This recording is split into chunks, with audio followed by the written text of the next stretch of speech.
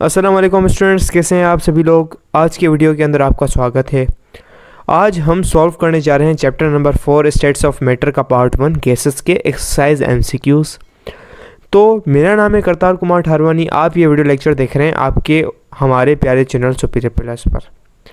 तो चैनल को ज़रूर सब्सक्राइब कीजिएगा, लाइक कीजिएगा, वीडियो को दोस्तों के साथ ज़रूर शेयर कीजिएगा, क्योंकि पढ़ाई है, शेयर करो, बांटो, खुशियाँ मनाओ।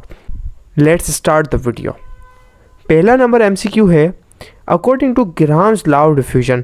ग्राम ने ला दिया था डिफ्यूजन और फ्यूजन का। The ratio of diffusion of H2 hydrogen gas and oxygen are respectively. Hydrogen और ऑक्सीजन का क्या है, तो उसने ये कहा था gas number 1 divide by H2 का डिवाइड बाय O2 का जो रेशियो आएगा वो बराबर होगा under root of molar masses of, क्या ऑक्सीजन का ऊपर आएगा मोलर मास, ठीक है, रेसिप्रोकल में आएगा। ऑक्सीजन का कितना होता है O2 का 1632 डिवाइड बाय H2 का कितना आता है रेसिप्रोकल में 2, ये आ गया 1, ये आ गया 4। H2 divide by O2 is equal to 4/1, यानी H2O2 का जो आएगा 4:1, यानी 4 गुना हाइड्रोजन जल्दी डिफ्यूज़ होगी। क्यों? क्योंकि वो हल्की है, 4:1। सो इसका जो करेक्ट आंसर या ऑप्शन आ रहा है हमारे पास वो है D 4:1। सेकेंड है, collection of gas over water is an example of. ये पार्शियल प्रेशर के नियम के तहत कलेक्ट किया जाता है, और पार्शियल प्रेशर का नियम रूल किसने दिया था? Dalton's law of partial pressure. उसके तहत पानी को कलेक्ट किया जाता है किसी भी गैस के तहत। तो गैस को कलेक्ट किया जाता है किसी भी पानी के तहत, पानी के थ्रू। तो वो नियम किसका काम करता है यहाँ पे? डाल्टन्स का, Dalton's law of partial pressure. So B is the correct option. अगला एमसीक्यू में कह रही थी molar volume of oxygen gas is maximum at. Molar volume कहाँ पे मैक्सिमम होगा? देखें, मैक्सिमम वहाँ पर होगा जहाँ पे प्रेशर कम से कम हो। प्रेशर कम से कम होना चाहिए और टेम्परेचर ज़्यादा से ज़्यादा आना चाहिए। प्रेशर कम से कम कहाँ पर है? 1 atm। तो बी पर 2 atm ज़्यादा है एटमॉस्फेयर। ये दोनों तो ऑप्शन नहीं होने वाले। अब दोनों पे 1 atm है। अब मोलर मास कहाँ पे ज़्यादा होगा? जहाँ पे टेम्परेचर ज़्यादा होगा। 0 डिग्री ज़्यादा है, 25 डिग्री ज़्यादा है, 25 डिग्री सेंटीग्रेड ज़्यादा है, जो कि आता है 298 केल्विन, और ये होता है 273 डिग्री केल्विन। तो सी इज़ द करेक्ट ऑप्शन। इस पर मोलर वॉल्यूम जो होगा वो ज़्यादा से ज़्यादा वॉल्यूम ऑक्यूपाई करेगी कोई भी एक मोल की गैस, मतलब जितनी भी गैस हो उतनी ज़्यादा जो है ज़्यादा से ज़्यादा वॉल्यूम ऑक्यूपाई करेगी। The diffusion rate of C3H8 and CO2 are same. Diffusion rate भाई किसके ऊपर डिपेंड करता है? Only on molar masses. आपने ऊपर भी देखा हो, जो डिफ्यूजन रेट होता है गैस 1 गैस 2, तो उसका जो है हम क्या करते हैं is equal to under root molar mass of 1 molar mass of 2। तो सिर्फ और सिर्फ मोलर मास के ऊपर डिपेंड करता है। तो C3H8 का कितना मोलर मास है? 3 कार्बन का हो गया 36 प्लस हाइड्रोजन का हो गया 8, ये आ गया 44। CO2 का कितना है? कार्बन का हमारे पास आ रहा है 12 और O2 का आ रहा है 32, ये हो रहा है 44। दोनों का मोलर मास सेम है, यानी रेट ऑफ डिफ्यूजन भी दोनों का सेम होगा। तो क्यों सेम है रेट ऑफ डिफ्यूजन? क्योंकि मोलर मास दोनों का सेम है। तो इसका जो करेक्ट ऑप्शन हमें नज़र आ रहा है वो है both have same molar mass, C. Fifth है, the volume of gas would be theoretically 0 at 0 kelvin. क्या होता है? थ्योरेटिकल 0 टेम्परेचर, जहाँ पे कोई भी गैस का जो वॉल्यूम होता है 0 होता है, और वो गैस डिसअपियर हो जाती है, ख़त्म हो जाती है, गायब हो जाती है, मतलब मैटर रहता ही नहीं है वहाँ पर। तो 0 डिग्री केल्विन, 0 केल्विन। डिग्री नहीं लगाई जाती केल्विन के साथ, यूजुअली डिग्री नहीं लगाई जाती, डायरेक्ट केल्विन लिखा जाता है। My bad. Real gases reaches the ideal behaviour eight. भाई आइडियल बिहेवियर कहाँ पे पहुँचा जाता है? जहाँ पे मेरे भाई क्या हो, लो प्रेशर होना चाहिए, प्रेशर लो होना चाहिए, और टेम्परेचर ज़्यादा होना चाहिए।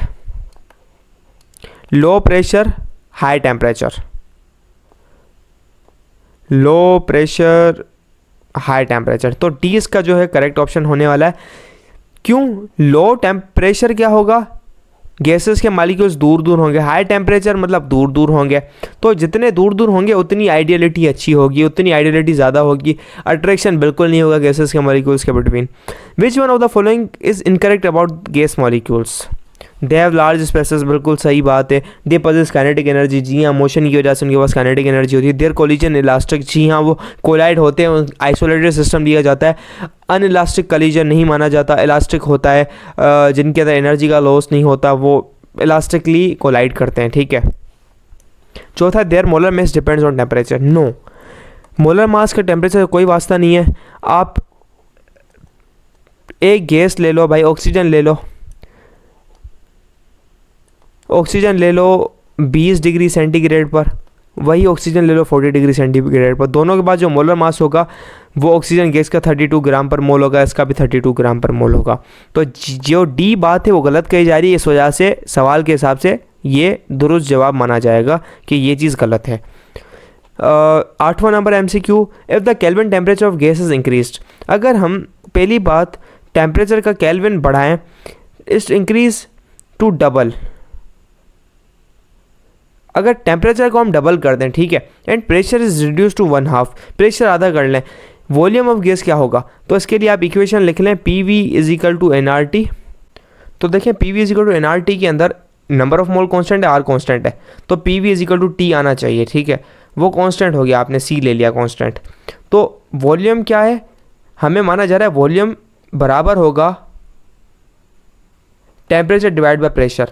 अगर आपने केल्विन ऑफ टेम्परेचर जो है डबल हो गया है, टेम्परेचर क्या हो गया 2 टाइम्स हो गया है, तो वॉल्यूम भी डबल हो जाएगा।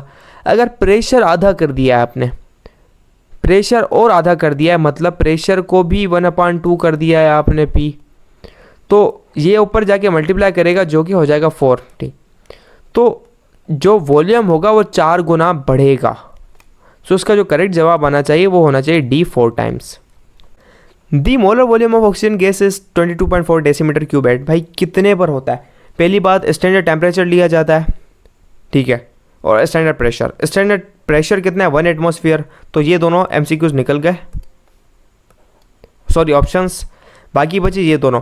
अब 0 केल्विन थ्योरेटिकल 0 होता है, यहाँ पे कोई भी गैस एग्जिस्ट नहीं करती।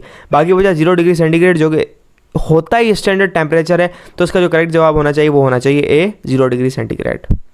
Under similar condition CH4 gas diffuses days time faster than SO2 gas. Condition same है भाई, तो हमारे पास लग जाएगा डिफ्यूजन वाला रूल, ठीक है, ग्राम्स लॉ ऑफ डिफ्यूजन। तो लगा लो CH4 का कितना मोलर मास होता है? CH4 divided by SO2 = under root. CH4 का कितना होता है? 12 और 4 16। SO2 का सल्फर का 32 32 64, ये आ गया 1, ये आ गया ऊपर 4, अंडर रूट 4/1, अंडर रूट 4/1 को हम लिख सकते हैं 2/1। CH4 डिवाइड बाय SO2 = तो भाई CH4 डबल 2 गुना तेज़ निकलेगी, डिफ्यूज़ करेगी फास्टर, तो 2 इज़ द करेक्ट ऑप्शन। ये कैसे हमने किया, आपको फार्मूला याद होना चाहिए, तभी आप कर सकेंगे इस चीज़ को हल। तो स्टूडेंट्स यहीं तक ही था हमारा MCQs का लेक्चर। तो मिलते हैं अगले वीडियो लेक्चर के अंदर। चैनल को ज़रूर सब्सक्राइब कीजिएगा, दोस्तों के साथ शेयर कीजिएगा। अगर आपने आज के वीडियो लेक्चर के अंदर कोई भी नई चीज़ काम की सीखी हो तो हमें ज़रूर बताइएगा। तो bye bye students, keep learning and keep exploring.